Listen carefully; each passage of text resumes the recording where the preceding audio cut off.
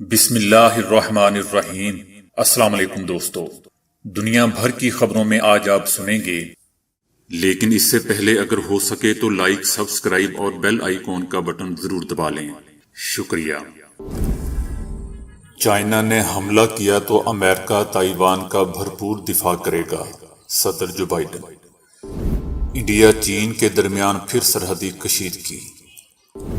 پاکستان ابھی FATF کی grey list میں رہے گا۔ امریکی خفیہ اداروں کی جانب سے موسمیاتی تبدیلی امریکہ کے لیے خطرہ قرار۔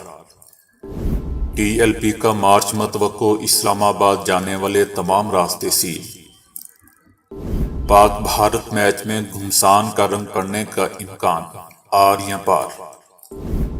دولت مند بننے کے چند کامیاب اصول جو آپ کو امیر بننے سے نہیں روک سکتے۔ تو آئیے چلتے ہیں اب خبروں کی تفصیل کی جانب۔ امریکی صدر جو بائیڈن کا کہنا ہے کہ اگر چائنا نے تائیوان پر حملہ کیا تو امریکہ تائیوان کا بھرپور دفاع کرے گا۔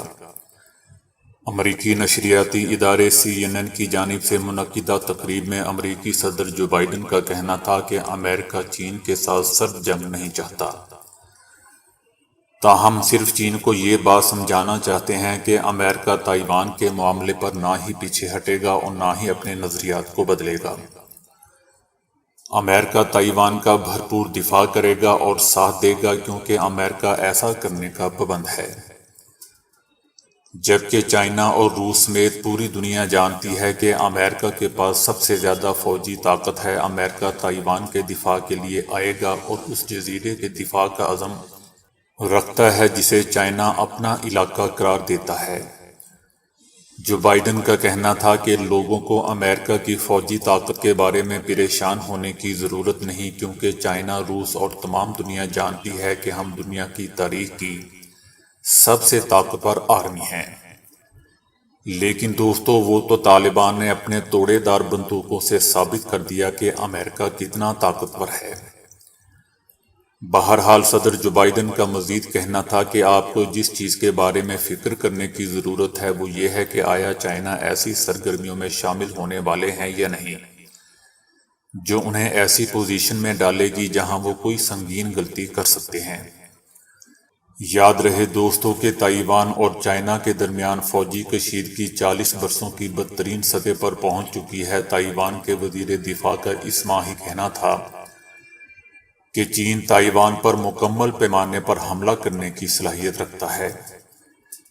اس ماہ کے شروع میں چائنا کے 38 جنگی طیاروں نے تائیوان کی سرحد پر پروازیں بھی کی تھی۔ چائنا کی حکومت کئی بار یہ اعلان کر چکی ہے کہ وہ تائیوان کو اپنے ملک میں شامل کرے گی۔ سن 2016 کے بعد چائنا کی تائیوان کی جانب سے پالیسی میں شدت آئی ہے۔ انڈیا اور چائنا نے متنازع سرحد سے متعلق مشاورت اور تعاون کے قابل عمل طریقہ کار پر ایک بار پھر مذاکرات کرنے پر اتفاق کیا ہے۔ انڈیا اور چائنا کے درمیان 10 اکتوبر کو سینئر کمانڈرز کے درمیان مذاکرات کا 13واں دور ہوا تھا۔ اس کے بعد سے دونوں ہمسایہ ممالک کے درمیان بات چیت تعطل کا شکار ہے۔ دونوں ممالک نے بات چیت رواں ماہ دوبارہ شروع کرنے پر اتفاق کیا ہے، لیکن ابھی تک مذاکرات کا وقت متعین نہیں کیا گیا۔ دونوں جانب کے فوجی کمانڈرز کی 13ویں میٹنگ کے دوران چائنا کی آرمی نے اپریل 2020 کی پوزیشن پر مستقل طور پر واپسی سے انکار کر دیا تھا۔ مئی 2020 میں چائنا کی آرمی نے بھاری تعداد میں اہلکاروں کا استعمال کرتے ہوئے زمینی پوزیشنوں میں تبدیلی کر دی تھی اور لداخ کے ساتھ 1597 کلومیٹر طویل لائن آف ایکچول کنٹرول کو مسترد کر دیا تھا۔ بعد میں مذاکرات میں چائنا کی آرمی نے عارضی طور پر موجودہ پوزیشن سے پیچھے ہٹنے سے اتفاق کیا، لیکن انڈیا کا موقف تھا کہ دونوں طرف کی فوجیں مستقل طور پر پہلے والی پوزیشن پر چلی جائیں۔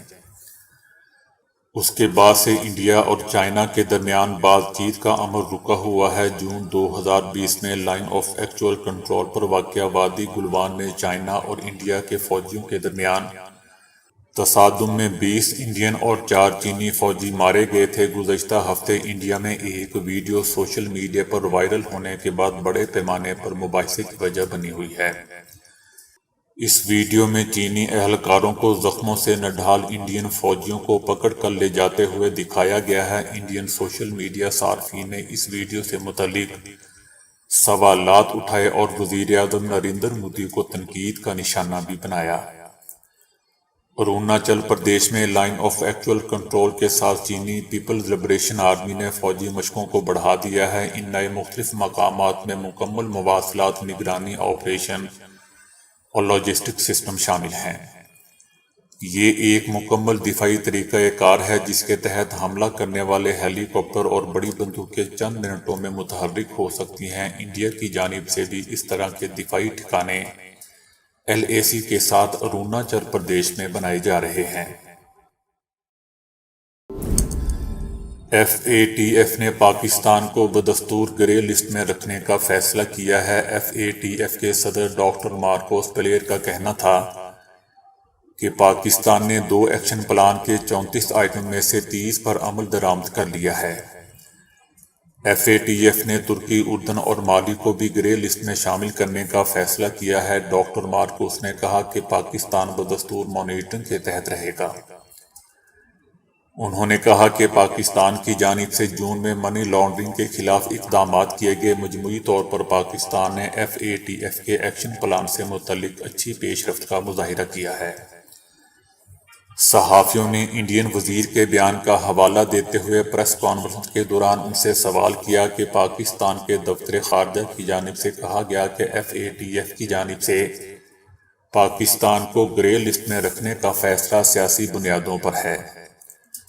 اس سوال کے جواب میں FATF کے صدر نے کہا کہ میں انڈین وزیر کے بیان پر تو کوئی تبصرہ نہیں کروں گا، میں یہ ضرور کہوں گا کہ FATF ایک ٹیکنیکل باڈی ہے اور ہم اپنے فیصلے اتفاق رائے سے کرتے ہیں۔ FATF کے صدر نے کہا کہ مجموعی طور پر پاکستان نے FATF کے ایکشن پلان سے متعلق اچھی پیش رفت کا مظاہرہ کیا ہے۔ امریکی خفیہ اداروں نے کہا ہے کہ موسمیاتی تبدیلی پہلی مرتبہ امریکی قومی سلامتی اور دنیا میں استحکام کے لیے وسیع تر خطرہ بن گئی ہے۔ شدید موسمی حالات سے امریکی قومی سلامتی کے مفادات کو متعدد خطرات لاحق ہیں۔ امریکی انٹیلی جنس کمیونٹی کے تمام 18 اداروں نے موسمیاتی تبدیلیوں کے اثرات کے حوالے سے رپورٹ پر اتفاق کیا ہے۔ موسمیاتی تبدیلیوں کے حوالے سے پیش گوئی ڈائریکٹر آف نیشنل انٹیلی جنس نے پہلی مرتبہ سرکاری سطح پر کی ہے۔ خفیہ اداروں کے مطابق موسمیاتی تبدیلی کے نتیجے میں ممالک ایک دوسرے کے ساتھ بحث میں الجھے ہوئے ہیں کہ کس کو زیادہ کردار ادا کرنا چاہیے۔ امریکی اعلیٰ عہدیداروں کا کہنا ہے کہ کاربن کا 85% سے زیادہ عالمی اخراج امریکی سرحد کی دوسری جانب سے ہوتا ہے۔ ہم اکیلے یہ مسئلہ نہیں حل کر سکتے، باقی دنیا کو بھی پیش رفت تیز کرنا ہوگی۔ انہوں نے کہا کہ یہ سیکیورٹی کا مسئلہ ہے اور قومی سلامتی کا مسئلہ بھی ہے۔ TLP کے لاہور سے اسلام آباد مارچ متوقع احتجاج سے نمٹنے کے لیے راولپنڈی میں سیکیورٹی ہائی الرٹ اور مری روڈ سمیت اہم شاہراہوں کو کنٹینرز اور رکاوٹیں کھڑی کر کے بند کر دیا گیا ہے۔ اسلام آباد جانے والے راستوں کو کنٹینرز اور خاردار تاروں کے ذریعے سیل کر دیا گیا ہے۔ جگہ جگہ رکاوٹوں کے باعث اسکول، کالج اور دفاتر جانے والے شہریوں کو شدید مشکلات کا سامنا کرنا پڑا۔ اہم چوراہوں اور میٹرو اسٹیشن پر قانون نافذ کرنے والے اداروں اور پولیس کی بھاری نفری تعینات کر دی گئی ہے۔ دوسری طرف PDM کی جانب سے کراچی، لاہور، کوئٹہ اور پشاور سمیت ملک بھر میں بے روزگاری اور مہنگائی کے خلاف احتجاج شروع ہو گیا ہے۔ مختلف شہروں میں PDM میں شامل جماعتوں کے قائدین اور کارکنان احتجاجی مظاہروں میں شریک ہیں اور حکومت کے خلاف شدید نعرے بازی کی جا رہی ہے۔ لیگی رہنماؤں کا کہنا تھا کہ عمران نیازی حکومت سے نجات ہی مہنگائی، بے روزگاری اور معاشی تباہی سے قوم کو نجات مل سکتی ہے۔ یہ ظالم، کرپٹ اور نالائق حکومت جائے تو ہی عوام کو مہنگائی سے ریلیف ملے گا۔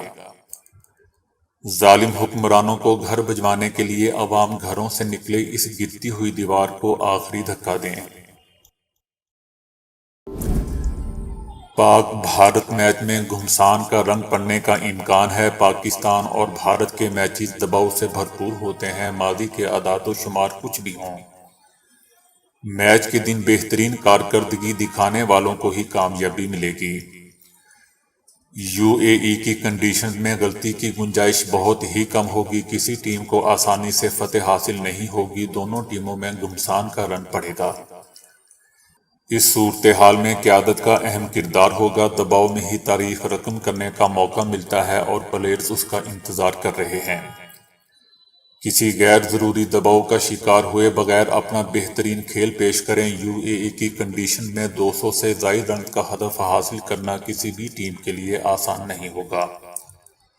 شارجہ کی وکٹ پر 150، ابوظہبی اور دبئی میں 170 اچھا سکور ثابت ہو سکتا ہے۔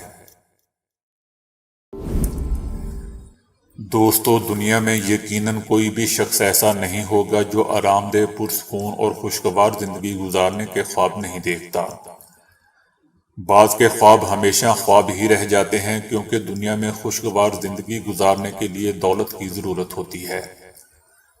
ہر شخص دولت کمانے کی کوشش بھی کرتا ہے، لیکن ہر کوئی اس میں کامیاب نہیں ہوتا۔ لیکن کامیابی کے کوئی خفیہ راز نہیں ہوتے، بس چند اصول ہوتے ہیں جنہیں اپنا کر خوشگوار زندگی گزاری جا سکتی ہے۔ مثلاً دولت مند بننے کا پہلا اصول یہ ہے کہ آپ سادگی سے رہیں اور اپنے بجٹ سے باہر نہ جائیں۔ سادگی سے نہ رہنے والوں کے خرچے ان کی آمدن سے بڑھ جاتے ہیں اور وہ کبھی بھی دولت مند نہیں بن پاتے، اور ایسے لوگ اپنی دولت کو ڈوبنے سے بھی نہیں بچا سکتے۔ اپنی انکم بڑھانے کی کوشش کریں، انکم بڑھانے کے دوسرے ذرائع پر غور کریں۔